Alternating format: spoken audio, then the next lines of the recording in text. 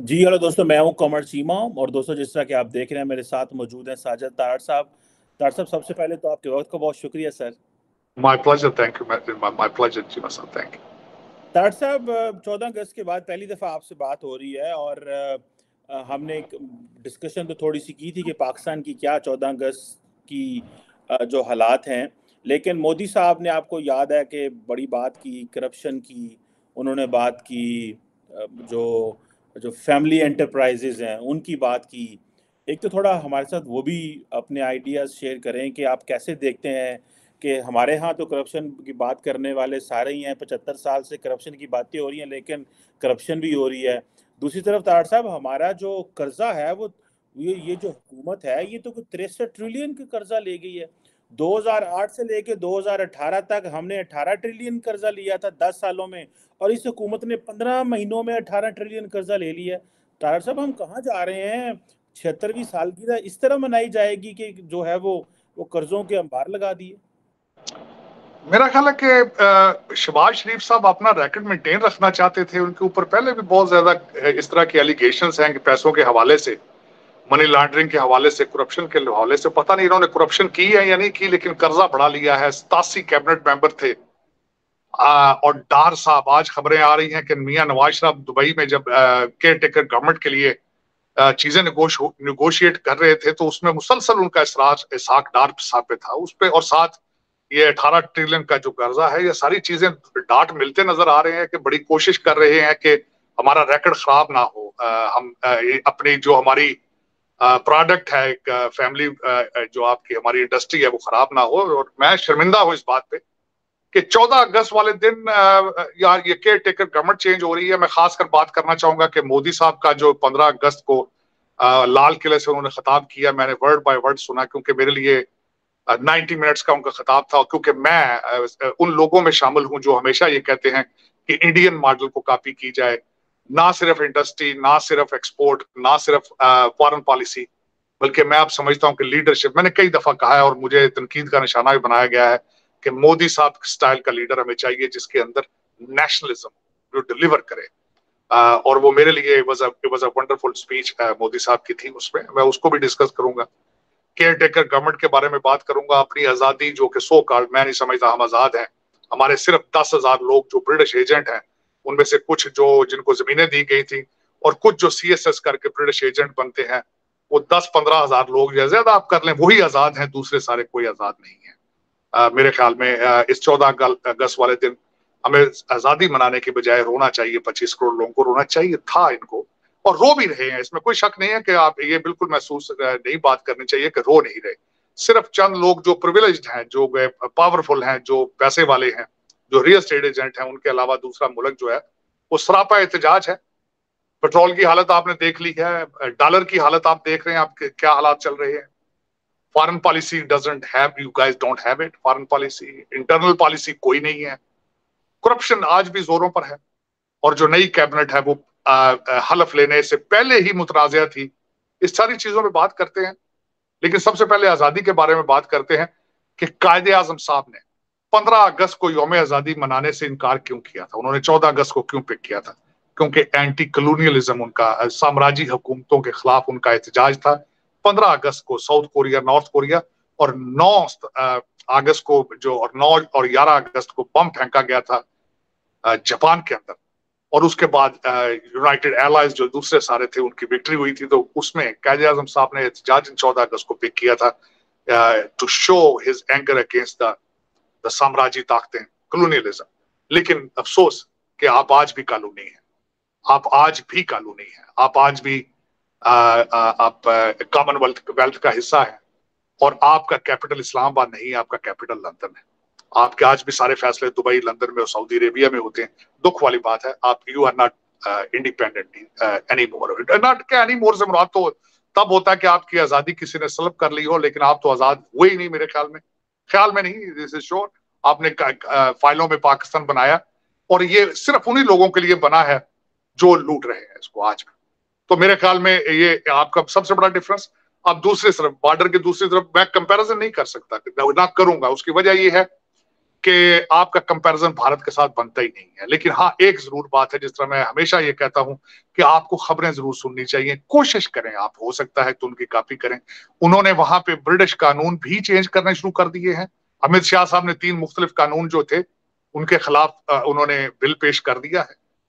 मोदी साहब की स्पीच जो थी सुननी चाहिए। मैं समझता हूं कि पाकिस्तान में उसको बार बार एयर करना चाहिए था, ताकि लोग देखें कि पड़ोस में क्या हो रहा है। जो लोग जिनके साथ हमारा डीएनए मिलता है, सदियों से हम इकट्ठे रह रहे थे, हमारा माइंडसेट, हमारे टेस्ट, हमारी सोचें, हर चीज है, लेकिन तरक्की अलग अलग है, नेशनलिज्म अलग अलग है।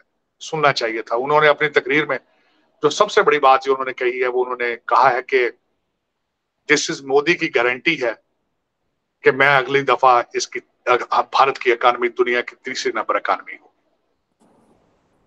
मुझे आज याद है जब उन्होंने कांग्रेस में यहाँ स्पीच दी थी, तो उन्होंने कहा था कि मैं पिछली दफा जब स्पीच देने आया था तो उस वक्त भारत की इकानमी 7वें नंबर पे थी और अब 5वें नंबर पर है। जापान और जर्मनी को क्रॉस करेंगे वो।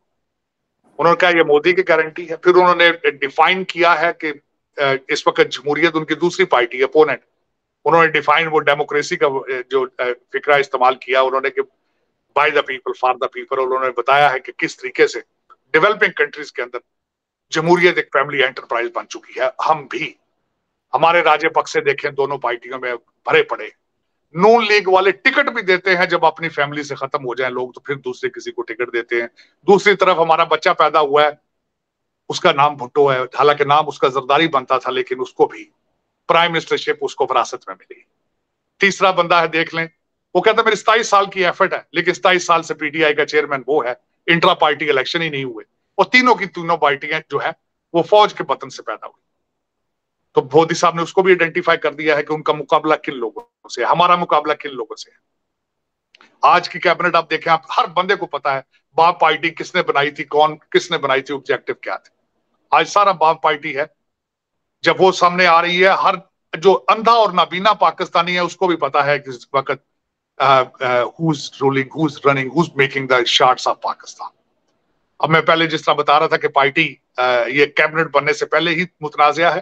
ताबिश कौर साहब का अगर नाम मैं गलत बयानी कर रहा हूं तो गूगल करें प्लीज आप। जब बाजवा साहब उनको कतर लेकर गए थे गैस के सौदे करने तो क्या हुआ था, ईरान से तेल मंगाया था तो क्या हुआ था, इमरान खान साहब ने किस तरीके से उन्होंने कैबिनेट से अलग किया था। और उसके बाद दूसरे लोग भी देखे जाए तो एवरेज सी कैबिनेट नजर आती है, उसमें निजात दहिंदा नजर नहीं आ रही, उसमें पाकिस्तान की रिलीफ नजर नहीं आ रही इस कैबिनेट में से भी। तो पता नहीं इसका क्या ऑब्जेक्टिव है, कितना अरसा इसका ऑब्जेक्टिव है। मीडियम किस्म के लोग हैं इसमें, ना बड़े नाम है ना, जिस तरह कहा बिल्कुल देखा जा सकता है एवरेज से लोग हैं इसमें। अब देखें ये क्या करते हैं, क्या इन्होंने क्या डिलीवर करना है, डिलीवर जिन्होंने करना है उन्होंने ही करना है, लेकिन देखें कि क्या होता है आने वाले दिनों में। जिस तरह हम बात कर रहे थे पहले चीमा साहब कि जो टीका कौम को 3.5 साल में लगा था, इन्होंने 1.5 साल में लगाया है, और आने वाले हो सकता है 6 महीने में टीका लगा देंगे, क्योंकि पाकिस्तान को लूटना ही ऑब्जेक्टिव है। पाकिस्तान, या मैं यहां पे ये बात करूंगा बल्कि पाकिस्तान, दुनिया में कोई सोसाइटी वो सर्वाइव नहीं कर सकती without the rate of law, without the concept of punishment. जहां पे करप्शन को इनकरेज करना शुरू कर दिया जाए, जिस सोसाइटी में शराफत को प्रमोट करना छोड़ दिया जाए, उसका सर्वाइवल बड़ा मुश्किल है। आपकी ब्लीडिंग नहीं रुक सकती जब तक आपकी गर्दन से इस वक्त ब्लीडिंग हो रही है शाहराग से, और किस चीज की हो रही है, करप्शन की हो रही है, मार लूट की ना हो रही है।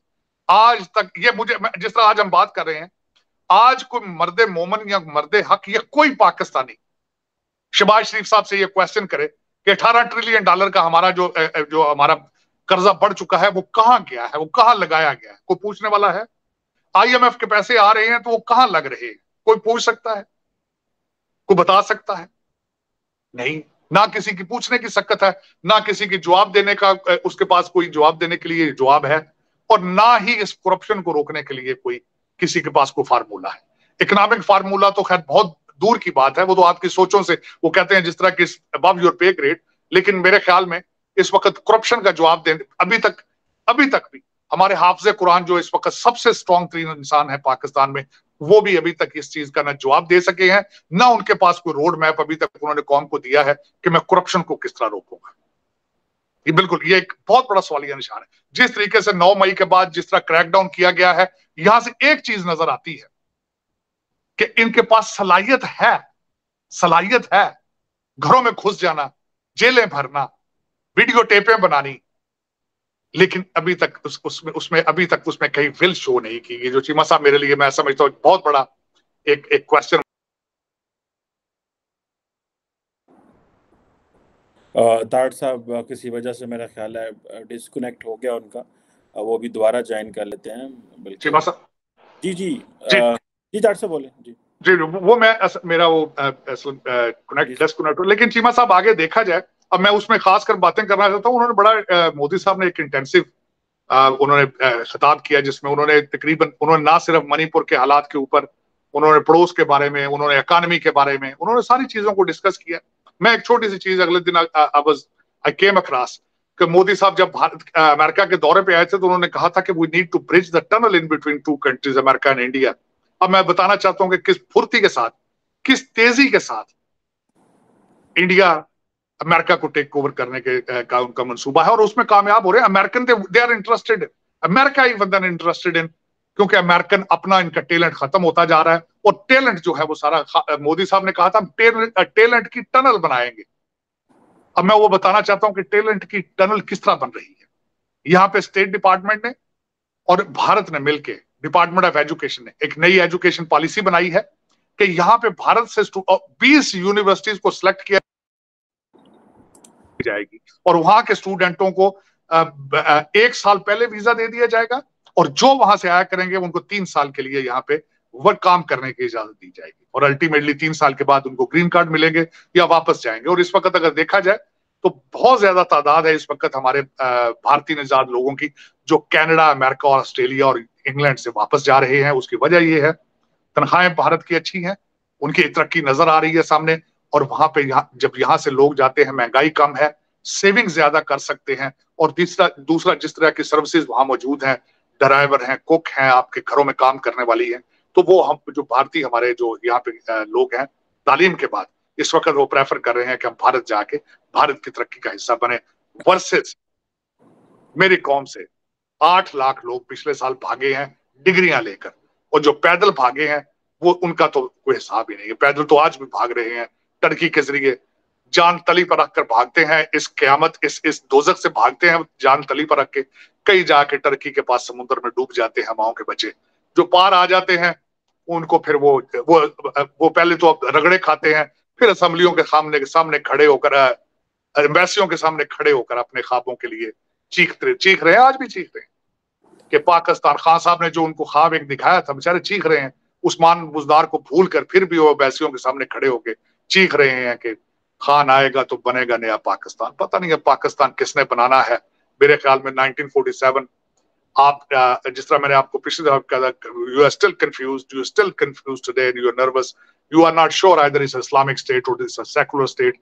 आप चाइना के कैंप में हैं, आप अमेरिका IMF के कैंप में हैं, आप कहाँ हैं, आप हैं भी या नहीं है, ये मेरे लिए खुद एक सवालिया निशान है चीमा साहब। लेकिन मेरी तरह के कई लोग जो है, जो जख्मी हैं, जिनको मुहाजिर कर दिया गया है, ब्रिटिश एजेंटों ने मुहाजिर किया है, रिजेक्ट किया है, डिग्रियों के साथ हम जलीलो ख्वार हो रहे हैं दुनिया में, second class third class citizen बन के जिंदगियां गुजार रहे हैं, लेकिन दिल से बद दुआएं निकलती है उन लोगों के लिए, उन ब्रिटिश एजेंटों के लिए जिन्होंने हमें धक्के मार के पाकिस्तान से निकाला है।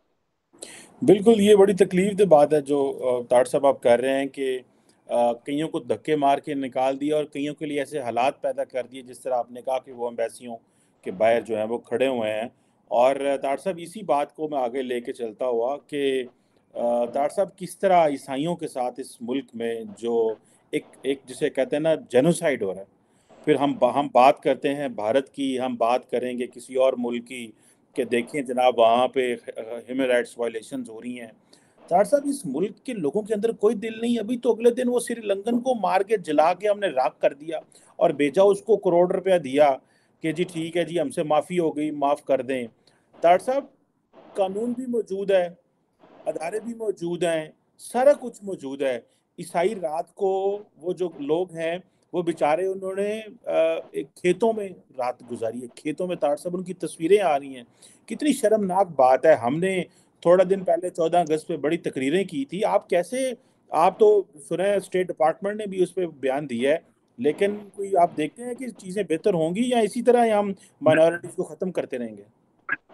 बिल्कुल इसमें बेहतरी की कोई उम्मीद नहीं है। उसकी मैं बताता हूं वजह। आपने बात की है ह्यूमन राइट्स की, ह्यूमन राइट्स की नहीं है। ये ह्यूमन इस तरह की हरकत नहीं कर सकते। मैं बता रहा हूं आपको, ह्यूमन जिंदा बकरे नहीं जला सकते, ह्यूमन जिंदा इंसानों को नहीं जला सकते। ह्यूमन और ये और एक आज मैं डिफाइन करना चाहता हूं। मैंने इस्लामिक लॉ और इस्लाम को बड़ी डिटेल से पढ़ा। हालते जंग में भी आपको किसी मजहब की इबादत गाह को नुकसान पहुंचाने की इजाजत नहीं है। आप हालते जंग में भी आपको एक ग्रीन दरख्त जलाने की इजाजत नहीं है। आप किसी बच्चे, किसी औरत, किसी बुजुर्ग को हाथ लगाने की इजाजत नहीं है इस्लाम के अंदर, जब आप हालते जंग में हो। और अभी आप पाकिस्तान में हालते जंग में नहीं थे, जहां जितना जहां पे ये जुल्म किया गया। लेकिन चीमा साहब, मुझे दुख के साथ मैं कह रहा हूं, मैंने अगले दिन किसी को कहा था, this is one of the reason कि दुनिया आप इस वक्त आपकी हालत यह है कि आप खुदा आपसे नाराज है। खुदा ना आपकी दुआएं सुन रहा है, ना बद दुआएं सुन रहा है। और उसकी एक कई वजूहात में से एक वजह यह है जो आपने अभी जिक्र किया है कि चर्चों को जलाया है। ये इस्लाम इसकी इजाजत नहीं देता। और मैं मुझे नाउमीदी इस वजह से है कि आपको असली इस्लाम का स्पिरिट ही नहीं पता। और मैं हकीकतन बता रहा हूं, एक एक गली में 6-6 मस्जिदें हैं और सारे मौलवी एक दूसरे को काफिर कहते हैं, फतवे दे रहे हैं एक दूसरे के खिलाफ। और मैं आपको बताना चाहता हूं, सऊदी अरेबिया के अंदर हर जुमे वाले दिन खुतबा जो है फैक्ट्स पर होकर आता था। रेगुलेटेड है मस्जिदें, उनको इजाजत नहीं कि एक लफ्ज भी उसमें ऐड कर सके। जो सऊदी अरेबिया का इस्लाम आप अगर देखते हैं, जो आप हरमैन शरीफैन कहते हैं, तो यहां पर इन चीजों की क्यों इजाजत आपने दी है कि 18 रंग का मुस्लिम आपने इस्लाम जो है 1800 मुख्तलिफ किस्म का इस्लाम। और यहां पे वो कहा जा रहा है कि वो रिजवी साहब की पार्टी है जो इंस्टिगेट करती रही है। और मैं सब यही एक वजह है। आपके पास इस वक्त एनी लिविंग ह्यूमन, उसके पास कोई क्लैरिफिकेशन नहीं what has taken place in Jaranwala. कोई किसी के पास जस्टिफिकेशन नहीं। और इसके बाद आप देखें जिस तरीके से हिंदुओं के साथ सिंध के अंदर जो करते हैं, जिस तरीके से वो पिछले सीमा का दौर था तो इन्होंने उनको थ्रेट करना शुरू कर दिया। ये इंसानियत है? सिखों के साथ जो पेशावर में होता है, ये इंसानियत है? मैं I refuse to accept them as human. हमारा सबसे पहले दुनिया में, मैं आज ये बताना चाहता हूं चीमा साहब, हम सबसे पहले दुनिया में आते हैं एज इंसान, बहसीत इंसान। मजहब और नाम आपको बाद में दिया जाता है। लेकिन आपको उस इंसानी रिश्ते का, एज ए ह्यूमन होने का अगर कोई आपको लिहाज नहीं है, and you don't respect that relation, you are not human. I don't consider you as a human. लेकिन ये देखें कि ये क्या हो रहा है। और मेरा मकसद कि और कोई उसके ऊपर कोई खास रिएक्शन नहीं होगा। मैं बता रहा हूं, मैं गारंटी कर देता हूं, इंसाफ नहीं मिलेगा क्रिश्चियन जो आपकी बरादरी है पाकिस्तान का। ना रिजवानों को मिलेगा इंसाफ, ना इनको मिलेगा इंसाफ, किसी को इंसाफ का। तो आप यू डोंट बिलीव इन इंसाफ। अदालतें सियासी हैं सारी, उनको सियासत से फुर्सत मिले तो इन चीजों पर तवज्जो दें। वो तो सियासी है। सारा दिन वो पीटीआई के आसपास इंसाफ हो रहा है या क्या नहीं हो रहा, पता नहीं क्या हो रहा है। उससे आगे ग्रो करेंगी अदालतें आपकी तो उनको पता चलेगा कि सोसाइटी में क्रिश्चियंस के साथ क्या हो रहा है, सिखों के साथ क्या हो रहा है, हिंदुओं के साथ क्या हो रहा है, इंसानों के साथ क्या हो रहा है। वो तो सियासत में इन्वॉल्व है, रॉयल है। वो तो पैदा हुए हैं आप हुकूमत करने के लिए। एचईसन के बाद सारी ब्रिटिश डिग्रियां सारे जजों के पास। ये तो जो आपने बताया, ये कलक है इस वक्त एक सोसाइटी, पाकिस्तान की सोसाइटी। पाकिस्तान पता नहीं किस, ये नाम देखें, पाकिस्तान जस्टिफाई हो सकता है जिस तरह की हरकतें कर रहे हैं ये चीमा साहब। ये जिसको जितना कंडेम किया जाती है, और मैं दुख के साथ कहता हूं कि पाकिस्तानी इसको, मेरा मकसद क्या मैं इसका कहूंगी, इस्लाम और पाकिस्तान ये क्या ड्रामा है, इसको किस तरह रिकवर करेंगे इस सारी चीजों से। किस तरीके से आप दुनिया को बताएंगे कि what kind of Islam we believe in, किस तरह बताएंगे आप? How can you justify this is we done it in this is aligned with Islamic values. मैं तो इस तरह के इस्लाम में बिलीव नहीं करता। मेरा इस्लाम जो है वो मुझे, जिसका नाम ही पीस है इस्लाम, वो किस तरीके से कह सकता है कि किसी को आप हेट्रेड उसके बिलीव्स की बेसिस पे यू डू दिस। एक इनह्यूमैन जो है इस तरह की हरकत करें आप, उनको जलाएं, उनके बच्चों पे जुल्म करें या कुछ करें, फेथ बेस, चाहे वो सिख हो, हिंदू हो, कोई भी हो। क्या ये चीमा साहब, जिस तरीके में ये इस तरह की हरकतें अब आपके जो तालिबान भाई हैं वो भी छोड़ गए, आप ये कर रहे हैं इस वक्त और दुनिया देख रही है। दुनिया देख रही है, ये मैं बता रहा हूं, दुनिया देख रही है ये, और based on these they will make the decision and relationship with you in the future. ये चीजें देखकर लोग जाया करेंगे कि आप कह रहे हैं कि वहां पे तरक्की, तरक्की किस तरह करनी, किस तरह जाएगा इस वक्त कोई वेस्टर्न बंदा जाएगा वहां आपसे बिजनेस डील करने के लिए? मजे की बात, आपकी 4 किया की डीलरशिप में पहले ही बंद हो चुकी है यहाँ पे, वो तो फिर भी कोरियन है। किस तरीके से आप लोगों के साथ ट्रेड करेंगे आप? और पता नहीं इनको आप बताते क्यों नहीं कि अब तो तालिबान भी they are moving forward from all of this kind of believes except the women. अब बच्चियों की तालीम के ऊपर उनको इशू है, वरना अच्छा इशू क्या होना है उनका? अफगानिस्तान में बच्चियां उनकी जो है उनको बंद कर दिया। कई इस वक्त तालिबान के लीडर्स की बच्चियां दुबई में पढ़ रही हैं, कई की लंदन में पढ़ रही हैं। जिस तरह यहाँ आपके कई आपके दाढ़ियों वाले जो आपके जितने रेडिकल किस्म के लोग होते थे उनके बच्चे अमेरिका में होते थे, कनाडा में। आपके कादरी साहब जो यहाँ से इस्लामिक रेवोल्यूशन, वो कैनेडियन सिटीजन है। वो पता नहीं कि किस किस्म के डबल स्टैंडर्ड आपने रखे बना के, भी तो समझ से बाहर है। लेकिन चीमा साहब इंतहाई दुख की बात है, और आई एम सो एम्बैरेस्ड। आज CNN पे और सारा सब ये, और लोग मेरे अमेरिकन क्वेश्चन दोस्त करते हैं सारे कि are you really still living in a caves? आप अभी तक गारों में रहते हैं आप लोग? इससे क्या अचीव किया उन्होंने? अच्छा, मैं कई मैंने पढ़े आर्टिकल, कई कहते हैं जी कुरान जला दिया उन्होंने, ये कर दिया। उसका जवाब इस देने से आप टिट फॉर टैट कर लिया आपने। इससे क्या हासिल किया आपने? क्या जवाब दे रहे हैं आप? वहां पे एक बंदा पागल था, यहाँ तो आपने पता नहीं 11 के कितने चर्च जला दिए। और प्रोटेस्ट करने का ये हाल होना चाहिए। जिस तरह दुनिया में कहीं कुछ भी होता है, आप अपने घर को जला लेते हैं, 4-5 बंदे मर जाते हैं। पता नहीं किस किस्म की आबादी है ये, क्या लोग हैं, मेरे तो समझ से बाहर। जी I am so embarrassed and I am so shocked, so embarrassed. तार साहब, बिल्कुल आपने बड़ी खूबसूरत बात की कि अब तो तालिबान भी सिविलाइज्ड हो गए हैं। वो भी अब लोगों की जो इबादत गाहें हैं, मुख्तलिफ जो सेक्ट्स हैं, मुख्तलिफ मज़ाहब की इबादत गाहों को नहीं जलाते जिस तरह हमारे यहाँ पे लोग जला रहे चीमा हैं। साहब, I'm sorry, मैं एक चीज ऐड करना चाहता हूँ। चीमा साहब, तालिबान ने वो जहां पे उन्होंने अपना मुजस्मा जो था बुद्ध का, उन्होंने उसको तबाह किया था, अब वहां पे लाइटें लगा के टूरिज्म वहां चला रहे हैं, तालिबान ही कर रहे हैं, टिकट लगा दिया वहां उन्होंने। और दूसरा, इस दफा जब तालिबान आए हैं उन्होंने हजारा और शिया कम्युनिटी को साथ इंक्लूड किया है। अब तो वो भी चेंज हो गए हैं। अब तो उन्होंने भी उनको भी पता चल गया कि we have to include, inclusive होंगे तो तब आगे बढ़ सकेंगे। लेकिन आप अभी तक इंक्लूसिव नहीं हुए, आपकी सोचें इतनी छोटी हैं। आप आगे मूव फॉरवर्ड किस तरह करेंगे as a country, as a society? बिल्कुल सही कह रहे हैं तार साहब। एक आखिरी बात भी आपसे करनी है और वो है इलेक्शंस के ऊपर। तार साहब, वो तो फैसला हो गया है, वो तो कह रहे हैं जी इलेक्शंस की तरफ, हमें डीलिमिटेशन की तरफ जाना है। वो कह रहे हैं 90 दिन तक जो है वो हम दिसंबर की डेट दे रहा है इलेक्शन कमीशन ऑलमोस्ट, कि दिसंबर में डीलिमिटेशन कंप्लीट होगी। ये सितंबर है। तार साहब, कैसे मुल्क चलेगा? कर्जों का जिक्र आपने शुरू में पहले कर लिया है।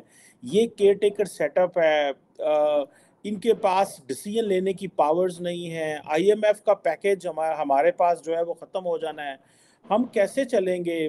कर्जों पे कर्जे, फिर जब केयर टेकर सेटअप हो वो डिसीजन नहीं ले सकता। पूरे मुल्क में इस वक्त कोई गवर्नेंस का स्ट्रक्चर नहीं है। और तो ये जो अगर दिसंबर में जो है वो डीलिमिटेशन कंप्लीट होती है, फिर उसके बाद 2-3 महीने जो ये मार्च अप्रैल में इलेक्शन होंगे, डॉक्टर साहब ये पाकिस्तान के साथ ज्यादती नहीं है? इस तरह ये इस मौके पे एक ऑलरेडी एक जो स्टेबिलिटी ना हो जहाँ पे, वहाँ पे मजीद उस मुल्क को इस नहज पे ला के खड़े कर देना। और मजे की बात है, सारे सियासतदान they are like by standards, side पे खड़े होकर तमाशा देख रहे हैं। चीमा साहब देखें, सियासतदानों के पास भी इसका हल मौजूद नहीं है। इस वक्त जो पिछली कैबिनेट में लोग थे उनके पास भी हल मौजूद नहीं है। 87 लोग कैबिनेट में थे, वजीर महकमा, वजीर बे महकमा थे कई लोग। और आज ये लोग जो नए हैं इनके पास भी इसका कोई हल मौजूद नहीं है। किसी सियासी पार्टी के पास कोई इकोनॉमिक रोड मैप मौजूद नहीं है। किसी सियासी पार्टी ने इंश्योर ये नहीं किया कि हम करप्शन को किस तरह रोकेंगे। अभी हम बात कर रहे थे 1.5 महीने में 18 ट्रिलियन इन्होंने डेट बढ़ाया। तो इन सारे सर्कमस्टांसेस के अंदर इलेक्शन इसका सोल्यूशन है ही नहीं। लेकिन चीमा साहब, आने वाले दिनों में देखें, मैंने आपको बताया था कि इकोनॉमिक इमरजेंसी की जरूरत है, उसका इलेक्शन के साथ तो कोई रिलेशनशिप ही नहीं है। आज रेट एक लगाई गई है PTI की तरफ से कि जाते दफा हमारे जो हैं जो चीफ रॉयल जज हैं वो जाती दफा हो सकता है कि उनको रिक्वेस्ट की गई है कि पाबंद किया जाए कि 90 डेज के अंदर इलेक्शन कराए जाए। लेकिन मुझे इलेक्शन इस चीज का ना हल मौजूद है इस वक्त पाकिस्तान का, ये हल नहीं है ना इलेक्शन। पाकिस्तान का हल सिर्फ और सिर्फ इकोनॉमिक इमरजेंसी है और अकाउंटेबिलिटी क्रॉस द बॉर्डर, वो पता नहीं किसने करनी है। Election commission